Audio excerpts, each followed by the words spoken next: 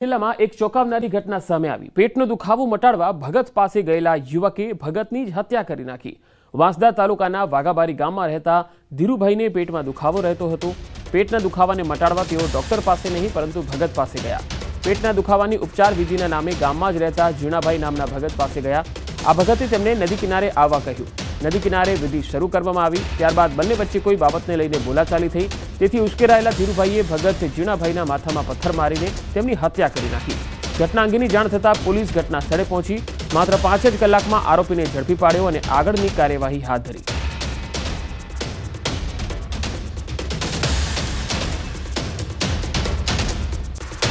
બોલાચાલી અને ઝઘડો થતા ત્યાં જ એણે માથામાં મારેલું અને પછી પથ્થરથી એનું માથું તોડી અને આ આરોપી જે હતો ધીરુભાઈ એ ત્યાંથી ભાગી ગયેલો હતો। હાલ આ આરોપી કે જે વાઘાબારી ગામનો જ છે તેને ડિટેન કરી લીધેલો છે અને આગળની તપાસ વાંસદા પોલીસ સ્ટેશન તપાસ કરી રહી છે। વધુ માહિતી મેળવી નવસારીથી સંવાદદાતા ભાવિન મારી સાથે જોડાયા છે। ભાવિન, આ બોલાચાલી તો થઈ હતી, પરંતુ એવી શું બોલાચાલી થઈ હતી કે વાત હત્યા સુધી પહોંચી ગઈ? ચોક્કસથી પંકજ, જે સમગ્ર ઘટના છે નવસારી જિલ્લાના આદિવાસી બહુલ ધરાવતા એટલે કે વાંસદા તાલુકાની ઘટના છે। વાંસદા તાલુકામાં જે એક ચોંકાવનારી ઘટના પંકજ સામે આવી છે।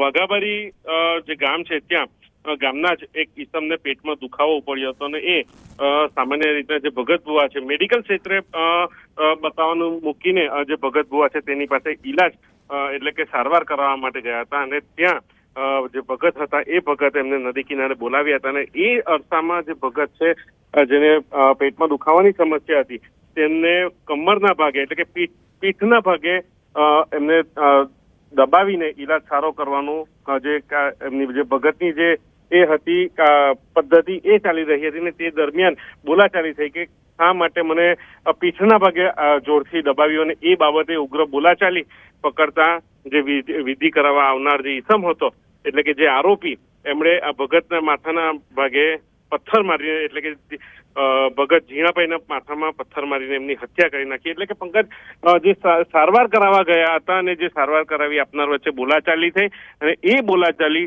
છેલ્લે અંધશ્રદ્ધાને કારણે હત્યામાં પરિવર્તન થયું। જી ભાવિન, આભાર માહિતી આપવા માટે। જમ્મુ કાશ્મીરના તંગમર્ગમાં ભયંકર અકસ્માતના સીસીટીવી સામે આવ્યા છે। પૂરપાટ ઝડપે આવતી એક કારે કાબુ ગુમાવી દેતા અકસ્માત થયો। અકસ્માતમાં 6 લોકો ગંભીર રીતે ઘવાયા અને સારવાર માટે લઈ જવાયા। સીસીટીવી ફૂટેજમાં વાહન ઝડપથી જઈ રહ્યું હોવાનું સ્પષ્ટ દેખાઈ રહ્યું છે। માહિતી પ્રમાણે વાહન માગામથી આવી રહ્યું હતું અને પોલીસે આ સમગ્ર મામલે હવે તપાસ પણ આરંભી છે।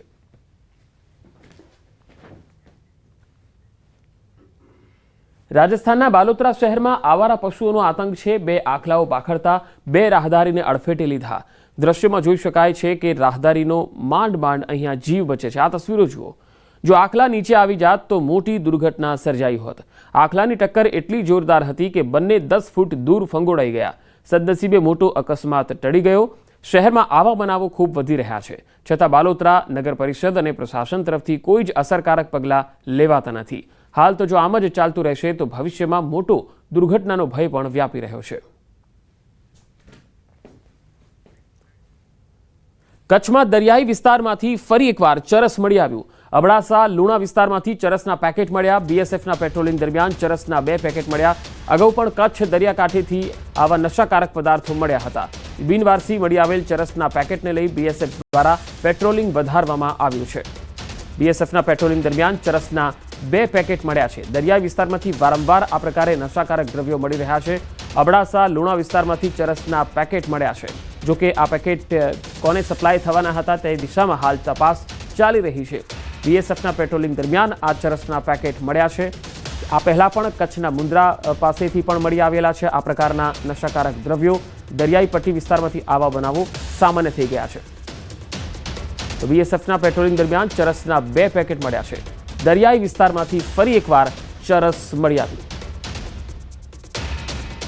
રાજ્યમાં 6 દિવસ વરસાદની આગાહી છે। દક્ષિણ ગુજરાત અને સૌરાષ્ટ્રમાં વરસાદની સંભાવના। રાજકોટ, જૂનાગઢ, પોરબંદર સહિતના વિસ્તારોમાં આગાહી કરાઈ છે। ભાવનગર, ગીર સોમનાથમાં પણ વરસાદની આગાહી છે। દાહોદ, છોટાઉદેપુર, નર્મદામાં વરસાદની વકી છે। ડાંગ, સુરત, નવસારી સહિતના વિસ્તારોમાં વરસાદની આગાહી. વલસાડ, દમણ અને દાદરાનગર હવેલીમાં પણ વરસાદની સંભાવના છે. દક્ષિણ પશ્ચિમથી દક્ષિણના જે પવનો ફૂંકાઈ રહ્યા છે તેના કારણે આ વરસાદની આગાહી છે. રાજ્યમાં મહત્તમ તાપમાન કોઈ વધુ ફેરફાર થવાની સંભાવના નથી. હવામાન વિભાગે આ આગાહી વ્યક્ત કરી છે. के लिए जो गुजरात स्टेट के लिए फोरकास्ट है वो गुजरात रीजन और सौराष्ट्र दोनों रीजन में आइसोलेटेड प्लेसेस पे लाइट टू मॉडरेट रेन का पूर्वानुमान है. और मैक्सिमम टेम्परेचर की बात करेंगे तो आने वाले 7 दिनों के लिए maximum temperature no large change में रहेगा. और अहमदाबाद और गांधीनगर मैक्सिमम टेम्परेचर रियलाइज की बात करेंगे तो अहमदाबाद में 40.6 और गांधीनगर में 39.8 मैक्सिमम टेम्परेचर रियलाइज हुआ है. અમરેલીના ખાંભા ગીરના ગ્રામ્ય વિસ્તારોમાં અનરાધાર વરસાદ પડ્યો.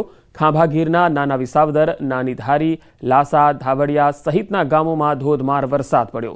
નાના વિસાવદર ગામની સ્થાનિક નદીમાં પૂર આવ્યું. ખાંભા ગીરના ગામડાઓ અને એના અલગ અલગ વિસ્તારોમાં નદી નાળાઓ છલકાયા હતા. તો અમરેલીના સાવરકુંડલામાં પણ આવા જ દ્રશ્યો જોવા મળ્યા, જ્યાં વરસાદે જમાવટ કરી. સાવરકુંડલા, આંબરડી, હાથસણ સહિતના ગામડાઓમાં સવારથી જ વાદળો ઘેરાયા અને ત્યારબાદ ગત સાંજે ધોધમાર વરસાદ તૂટી પડ્યો. ભારે પવન સાથે વરસાદ તૂટી પડતા ગામના રોડ પર નદીઓ વહેતી હોય એવા દ્રશ્યો જોવા મળ્યા. બે અલગ અલગ તસવીરો તમે જોઈ શકો છો. અહીંયા વરસાદને પગલે ગામમાં ઠંડક ફેલાઈ ગઈ તો ખેડૂતો ખુશખુશાલ થઈ ગયા હતા. તો સાવરકુંડલા વિસ્તારમાં હાલ તો વરસાદના અહેવાલ છે. ગઈકાલે આખો દિવસ વરસાદ પડ્યો.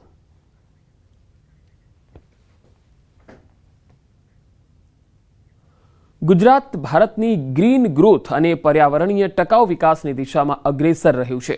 પ્રધાનમંત્રી નરેન્દ્ર મોદીના માર્ગદર્શન હેઠળ રાજ્યના મુખ્યમંત્રી ભૂપેન્દ્ર પટેલના સફળ નેતૃત્વમાં ગુજરાતને ઉર્જા, પાણીના સંચય અને પર્યાવરણીય સંરક્ષણના ક્ષેત્રે નોંધપાત્ર સફળતાઓ અપાવી છે.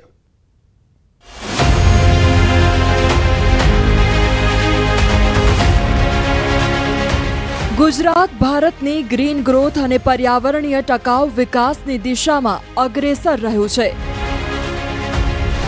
વન સન, વન વર્લ્ડ, વન ગ્રીડ.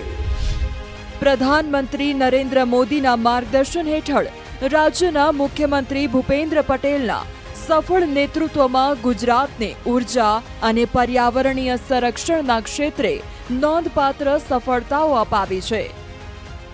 हमारे लिए ग्रीन फ्यूचर, नेट जीरो, ये कोई फैंसी वर्ड्स नहीं है. ये भारत की जरूरत है. ये भारत का कमिटमेंट है. भारत के हर राज्य सरकार का कमिटमेंट है. गुजरात भारत का वो राज्य है जिसने भारत में सबसे पहले अपनी सोलर पावर पॉलिसी बनाई थी.